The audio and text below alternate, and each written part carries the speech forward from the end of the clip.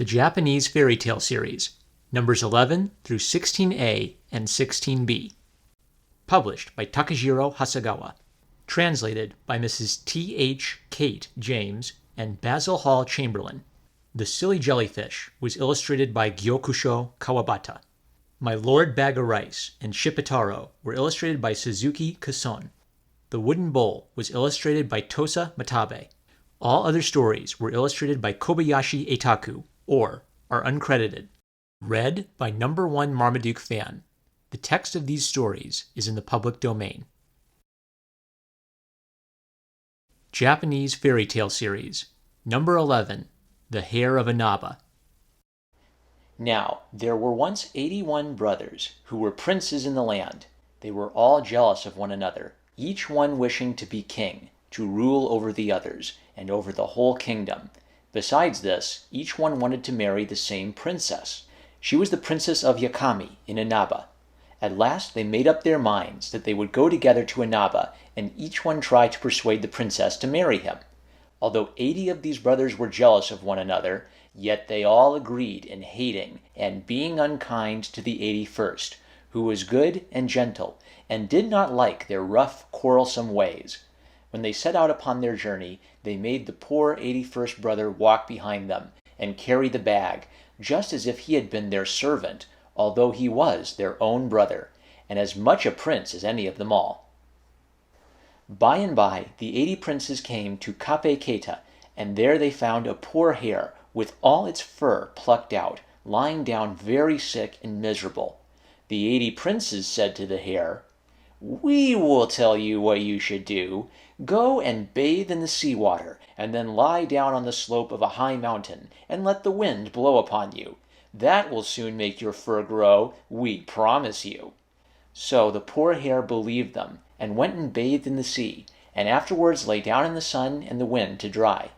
But as the salt water dried, the skin of his body all cracked and split with the sun and the wind, so that he was in terrible pain, and lay there crying, in a much worse state than he was before. Now the 81st brother was a long way behind the others, because he had the luggage to carry. But at last he came up, staggering under the weight of the heavy bag. When he saw the hare, he asked, "Why are you lying there crying?"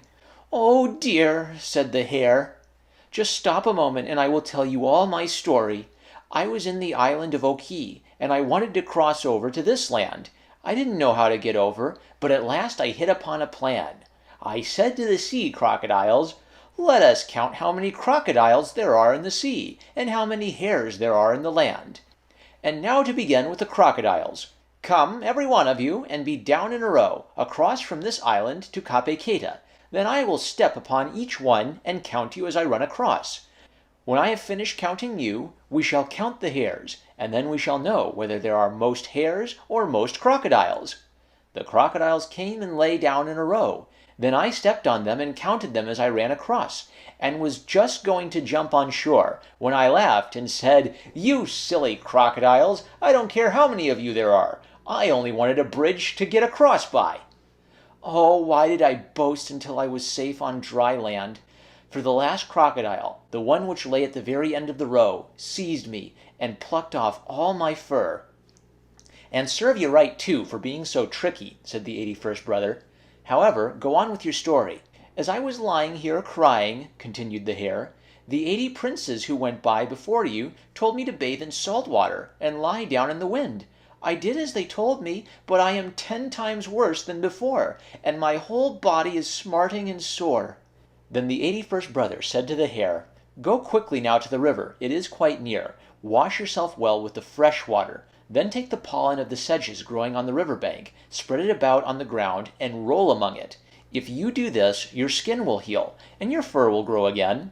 So the hare did as he was told, and this time he was quite cured, and his fur grew thicker than ever. Then the hare said to the 81st brother, "As for those 80 princes, your brothers, they shall not get the princess of Inaba. Although you carry the bag, yet your highness shall at last get both the princess and the country." Which things came to pass, though the princess would have nothing to do with those 80 bad brothers, but chose the 81st, who was kind and good. Then he was made king of the country, and lived happily all his life. The end. Number 12.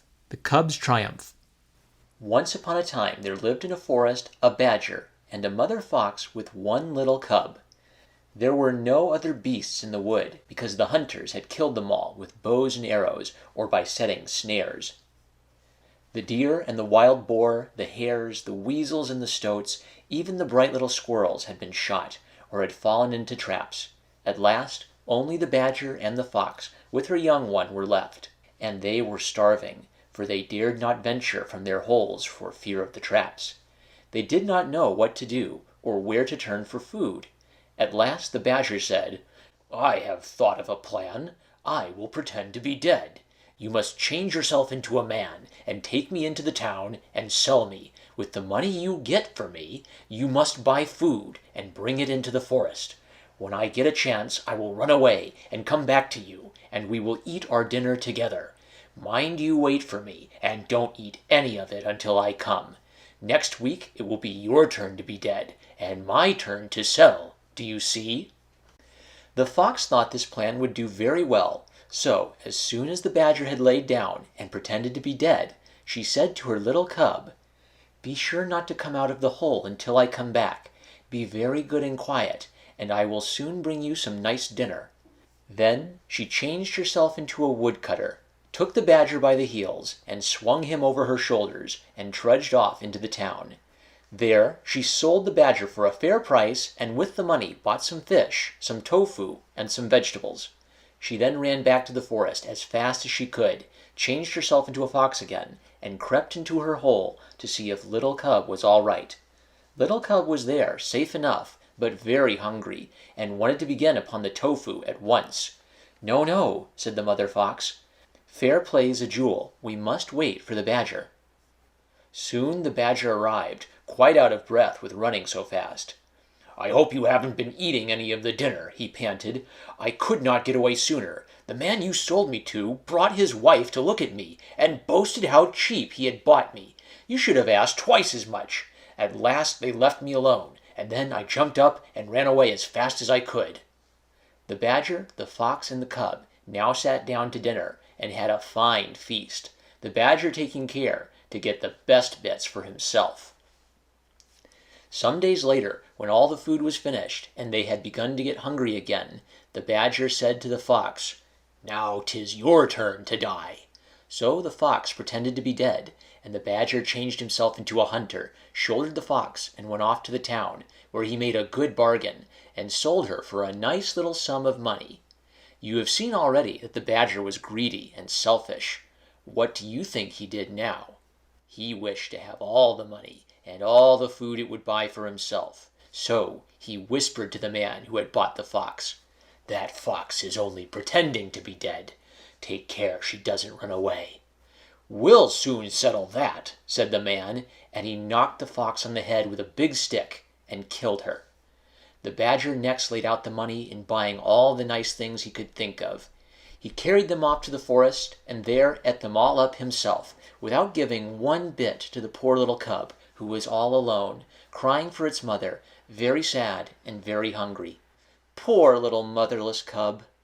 But being a clever little fox, he soon began to put two and two together, and at last felt quite sure that the badger had, in some way, caused the loss of his mother. He made up his mind that he would punish the badger, and as he was not big enough or strong enough to do it by force, he was obliged to try another plan. He did not let the badger see how angry he was with him, but said in a friendly way, "Let us have a game of changing ourselves into men. If you can change yourself so cleverly that I cannot find you out, you will have won the game. But if I change myself so that you cannot find me out, then I shall have won the game. I will begin if you like, and, you may be sure, I shall turn myself into somebody very grand while I am about it." The badger agreed, so then, instead of changing himself at all, the cunning little cub just went and hid himself behind a tree, and watched to see what would happen. Presently there came along the bridge leading into town a daimyo, seated in a norimono, a great crowd of servants and men at arms following him. The badger was quite sure that this must be the fox, so he ran up to the norimono, put in his head, and cried, "I found you out! "I've won the game." "A badger! A dagger! Off with his head!" cried the daimyo. So one of the retainers cut off the badger's head with one blow of his sharp sword, the little cub all the time laughing unseen behind the tree. The end. Number 13. The Silly Jellyfish. Once upon a time, the king of the dragons, who had till then lived as a bachelor, took it into his head to get married. His bride was a young dragonette, just 16 years old, lovely enough, in very sooth, to become the wife of a king. Great were the rejoicings on the occasion. The fishes, both great and small, came to pay their respects, and to offer gifts to the newly wedded pair. And for some days all was feasting and merriment. But, alas, even dragons have their trials. Before a month had passed, the young dragon queen fell ill. The doctors dosed her with every medicine that was known to them, but all to no purpose. At last they shook their heads, declaring that there was nothing more to be done. The illness must take its course, and she would probably die. But the sick queen said to her husband, "I know of something that will cure me. Only fetch me a live monkey's liver to eat, and I shall get well at once." "A live monkey's liver?" exclaimed the king.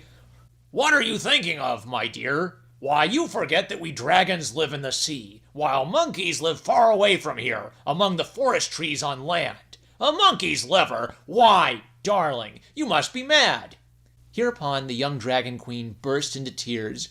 "I only ask you for one small thing," whimpered she, "and you won't get it for me. I always thought you didn't really love me. Oh, I wish I had stayed at home with my own mamma and my own papa."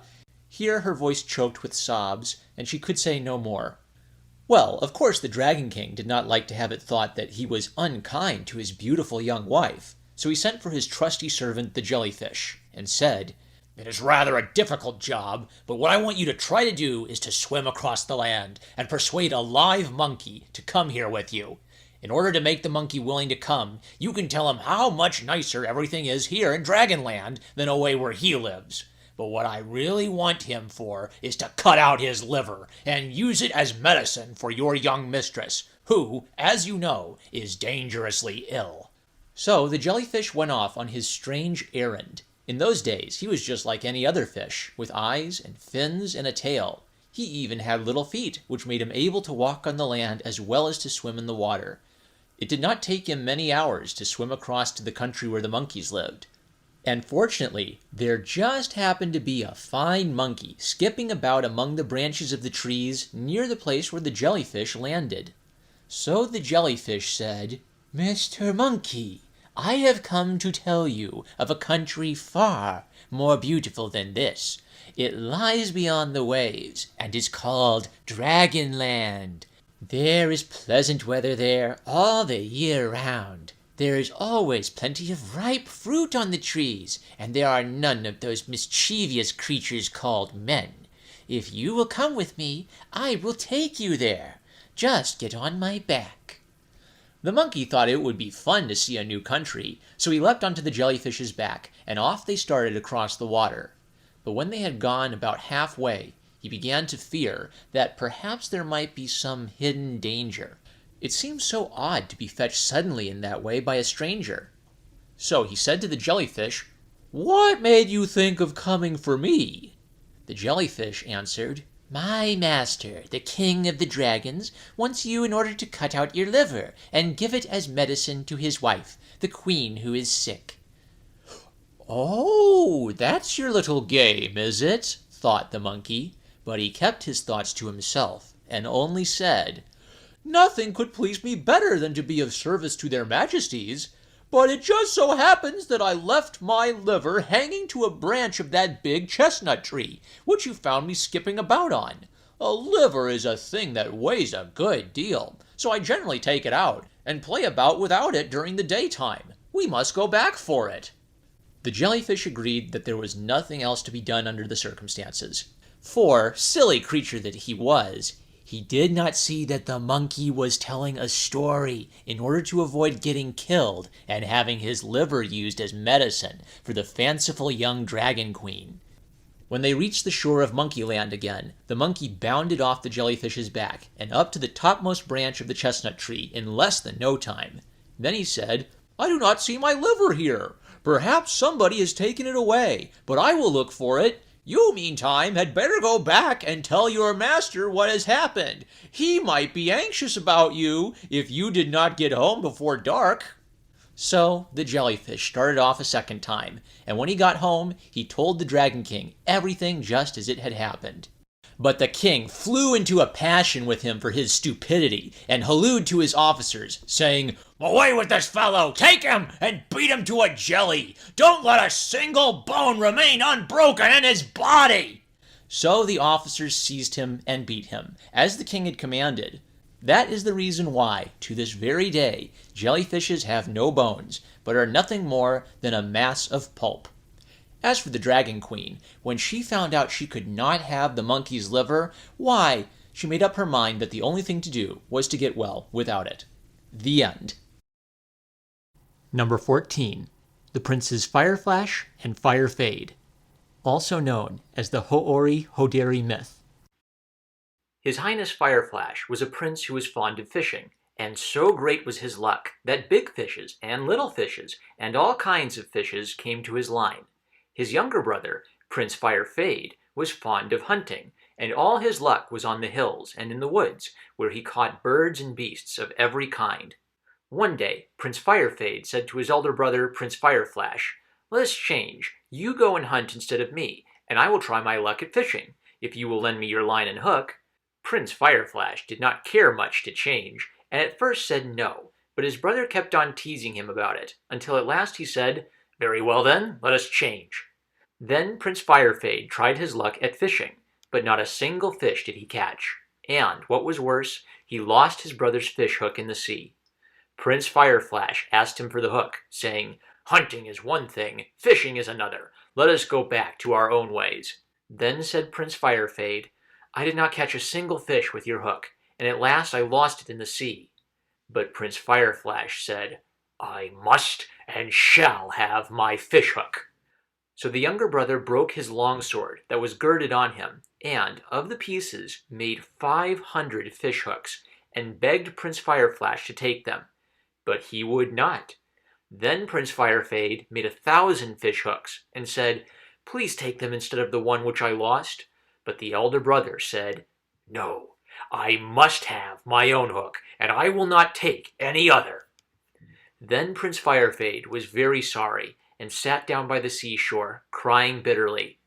By and by, the wise old man of the sea came to him, and asked, "Why are you crying so bitterly, Prince Firefade?"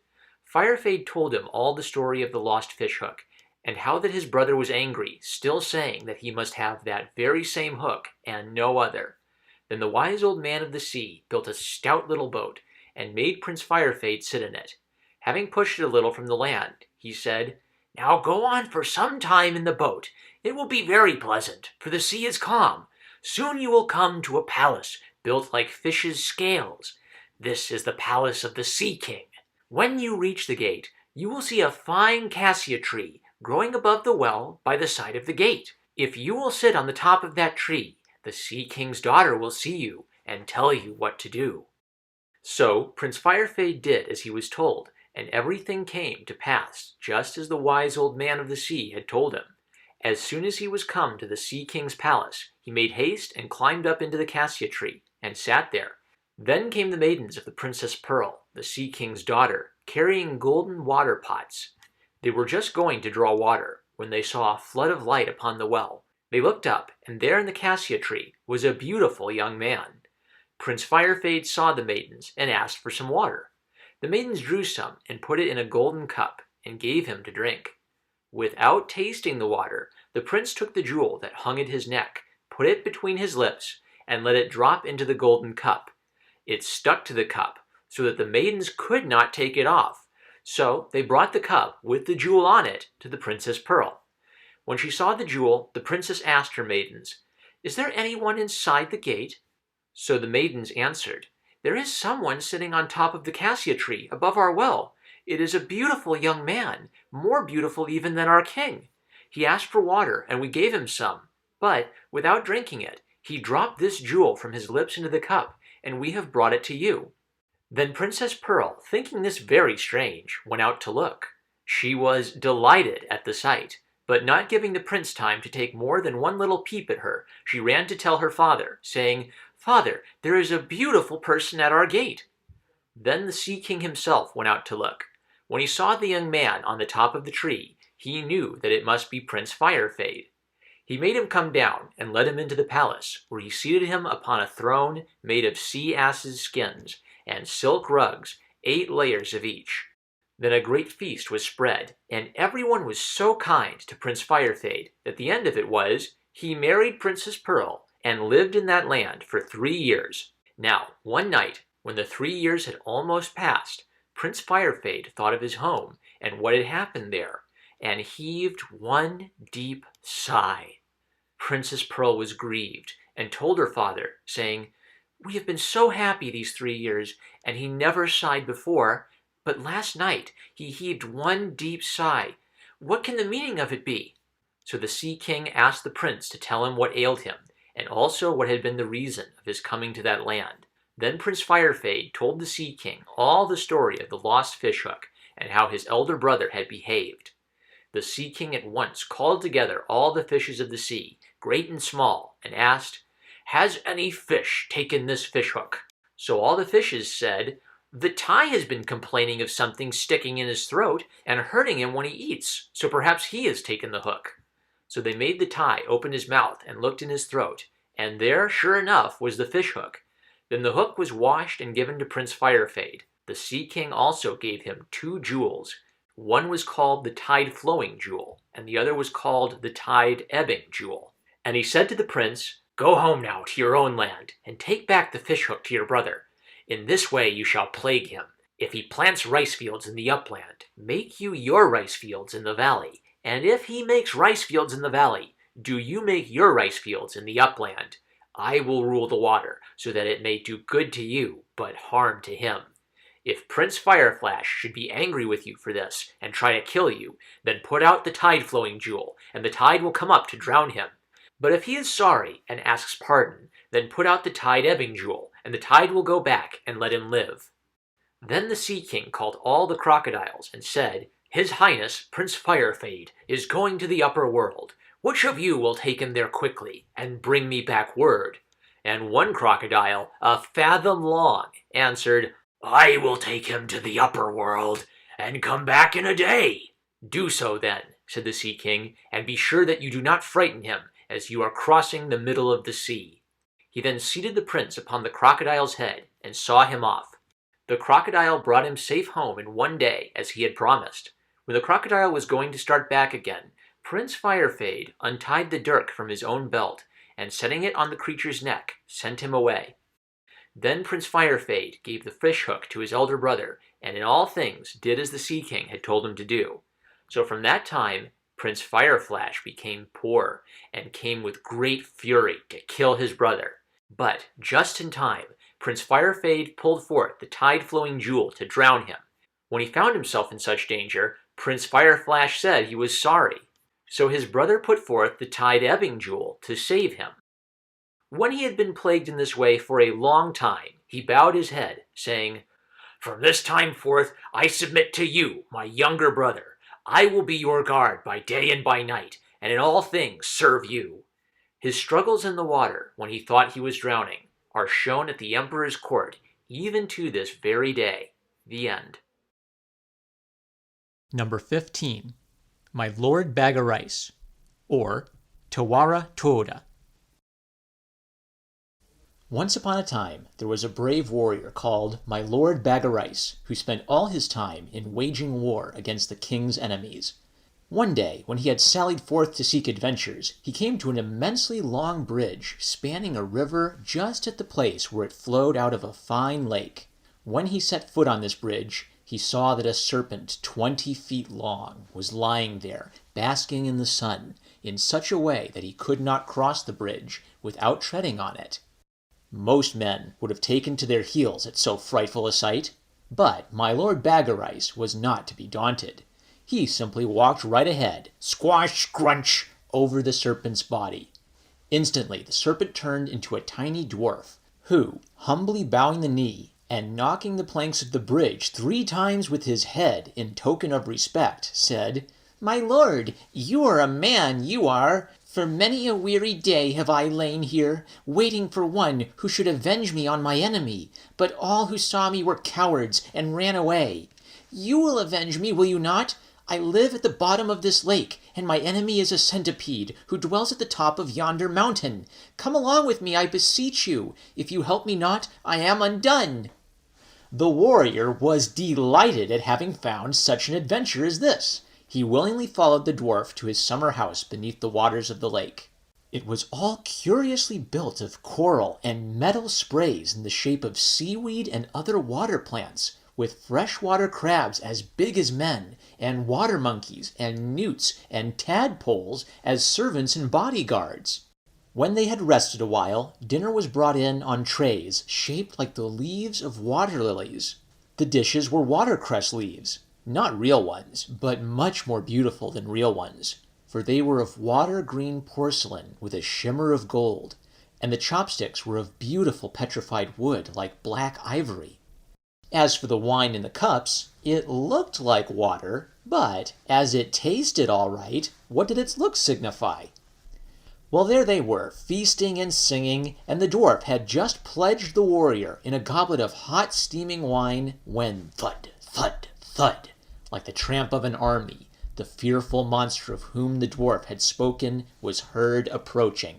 It sounded as if a continent were in motion, and on either side there seemed to be a row of 1,000 men with lanterns. But the warrior was able to make out, as the danger drew nearer, that all this fuss was made by a single creature, an enormous centipede over a mile long, and that what had seemed like men with lanterns on either side of it were in reality its own feet, of which it had exactly 1,000 on each side of its body, all of them glistening and glinting with the sticky poison that oozed out of every pore. There was no time to be lost. The centipede was already halfway down the mountain.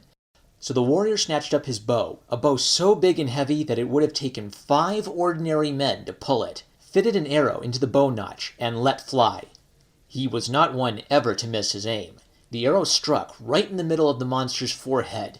But alas, it rebounded as if that forehead had been made of brass.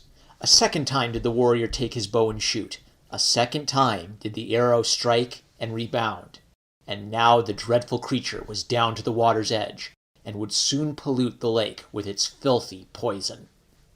Said the warrior to himself, "Nothing kills centipedes so surely as human spittle." And with these words, he spat onto the tip of the only arrow that remained to him, for there had been but 3 in his quiver.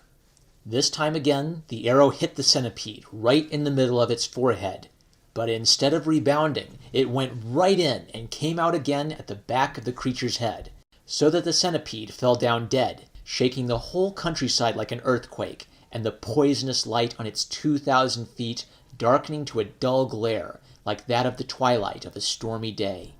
Then the warrior found himself wafted back to his own castle, and round him stood a row of presents, on each of which were inscribed the words, "From your grateful dwarf." One of these presents was a large bronze bell, which the warrior, who was a religious man as well as a brave one, hung up in the temple that contained the tombs of his ancestors. The second was a sword, which enabled him ever after to gain the victory over all his enemies. The third was a suit of armor, which no arrow could penetrate. The fourth was a roll of silk, which never grew smaller, though he cut off large pieces from time to make himself a new court dress. The fifth was a bag of rice, which, though he took from it day after day for meals for himself, his family, and his trusty retainers, never got exhausted as long as he lived. And it was from this 5th and last present that he took his name and title of My Lord Bag o' Rice, for all the people thought that there was nothing strange in the whole world than this wonderful bag, which made its owner such a rich and happy man. The end. Japanese Fairy Tales, number 16A, The Wooden Bowl. Illustrated by Tosa Matabe. The Wooden Bowl.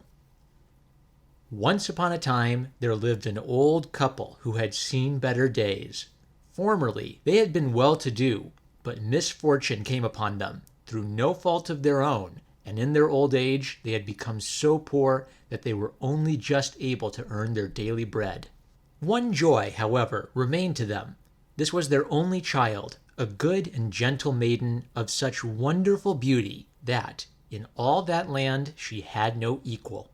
At length, the father fell sick and died, and the mother and her daughter had to work harder than ever. Soon the mother felt her strength failing her, and great was her sorrow at the thought of leaving her child alone in the world. The beauty of the maiden was so dazzling that it became the cause of much thought and anxiety to the dying mother. She knew that in one so poor and friendless as her child, it would be likely to prove a misfortune instead of a blessing. Feeling her end to be very near, the mother called the maiden to her bedside, and, with many words of love and warning, entreated her to continue pure and good and true as she had ever been. She told her that her beauty was a perilous gift, which might become her ruin, and commanded her to hide it as much as possible from the sight of all men. That she might do this the better, the mother placed on her daughter's head a lacquered wooden bowl, which she warned her on no account to take off. The bowl overshadowed the maiden's face, so that it was impossible to tell how much beauty was hidden beneath it.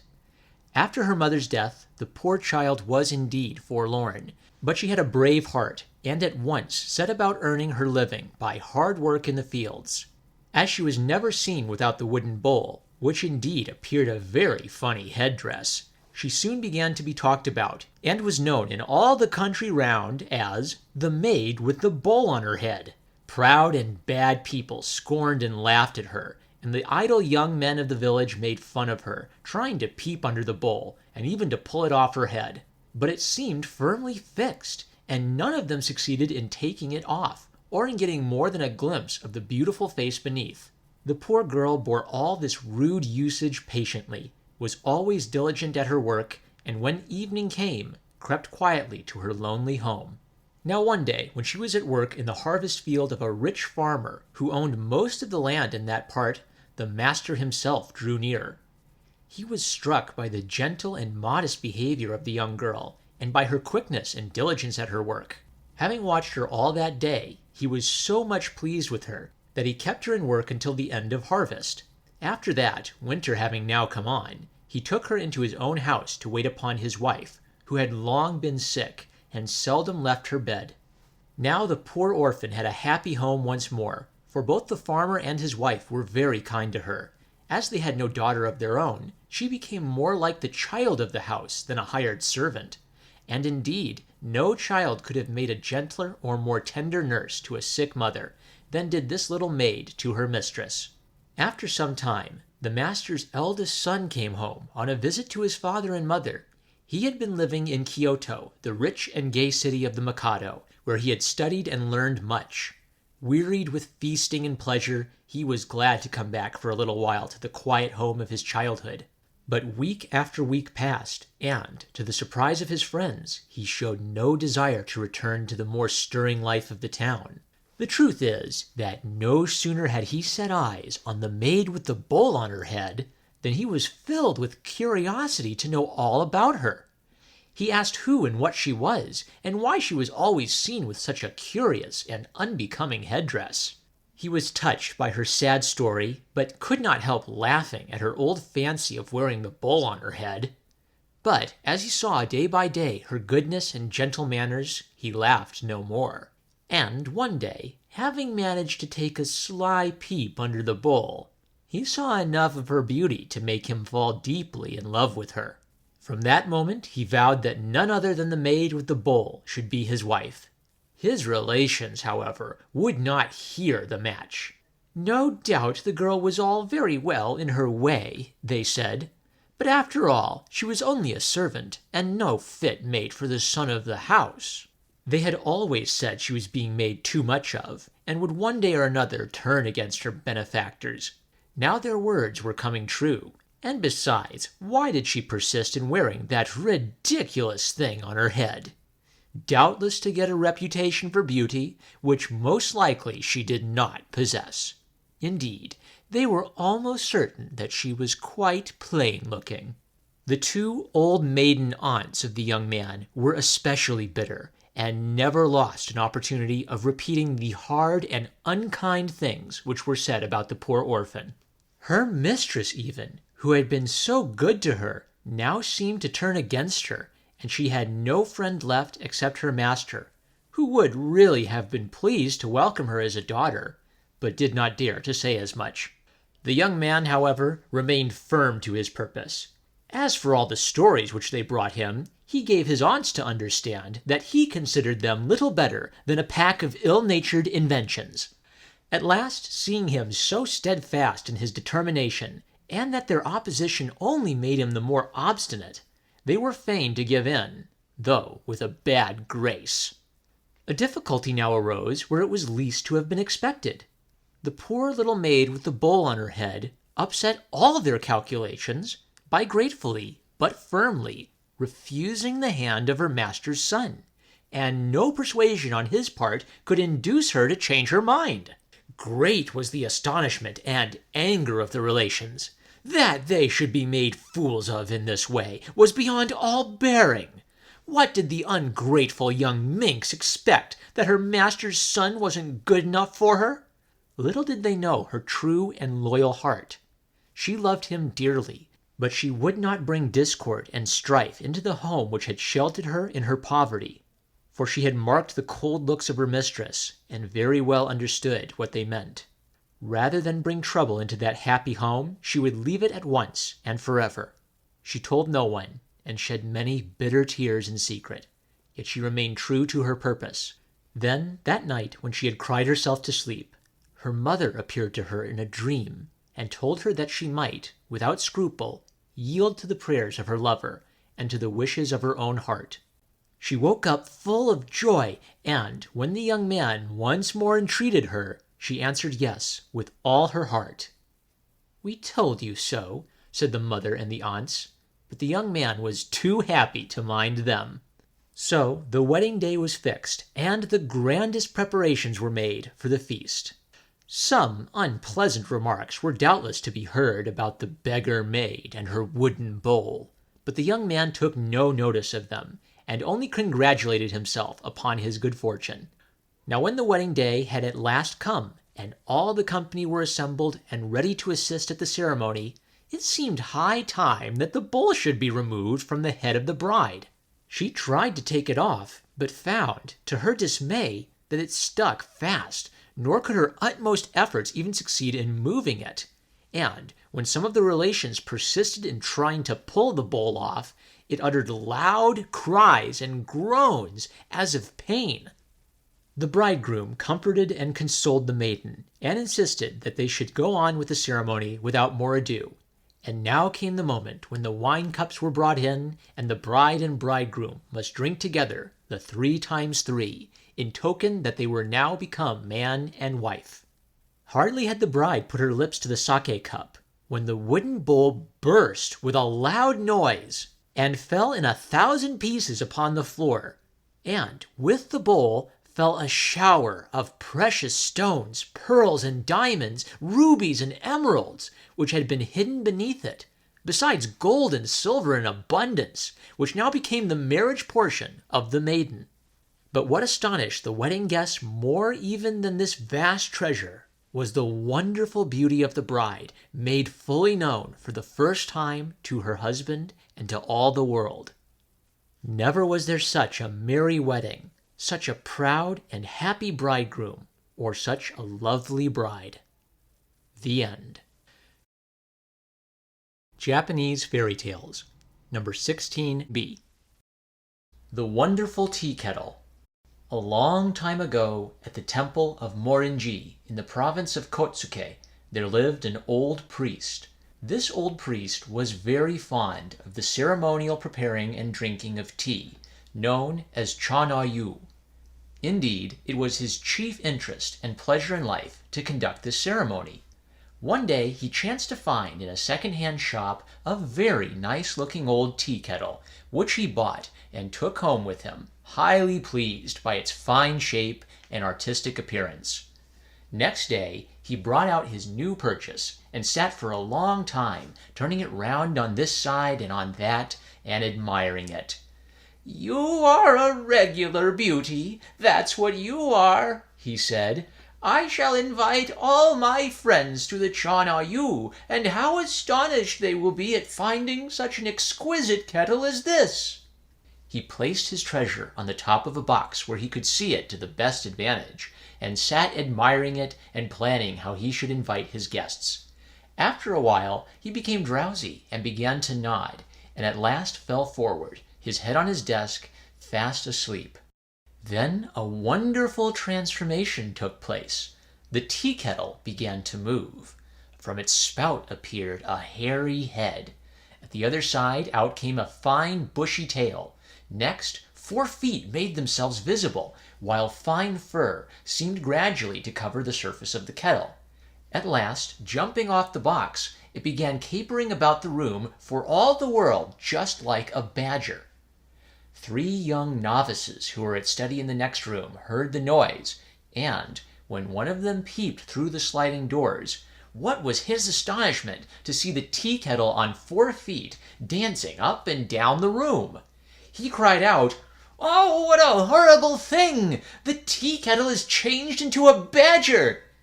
"What?" said the second novice. "Do you mean to say that the tea kettle is turned into a badger? What nonsense!" So saying, he pushed his companion to one side and peeped in, but he also was terrified by what he saw, and screamed, "It's a goblin! It's coming at us! Let us run away!"